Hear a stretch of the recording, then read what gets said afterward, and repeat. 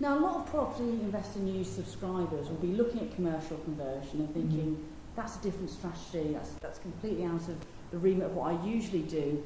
How do you go about setting off on a journey like yours? Where do you start? The best place to start is go on to Rightmove, but look on Rightmove Commercial. And Rightmove Commercial will then bring up a lot of properties, which you won't just find on Rightmove. And you may find old nursing homes, old offices, hotels, closed down pubs. This was an old kind of Rigsby type of HMO. Yeah, this one was residential. It was a probate case, and so nobody's entirely sure of the history.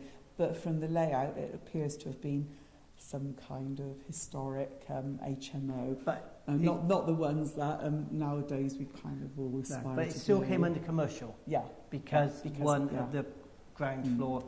And so it's kind of mixed commercial residential, which is quite common, really. And with this strategy, what would you say is the most difficult thing when it comes to commercial conversion? Planning. The problem is that nowadays, council budgets are really quite stretched, they're quite small, and these planning officers are hugely busy, hugely overworked, and always off hill.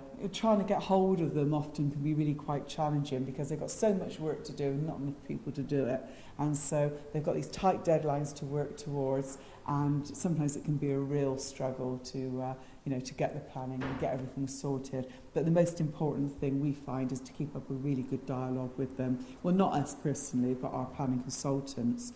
Keep the conversation going with them. So if there is anything they're not quite sure about or unhappy or don't understand, we can iron out those problems, because the last thing we want is a refusal. We'd rather work with the planners so we can achieve, and the listed buildings, so we can achieve a result that we're all happy with.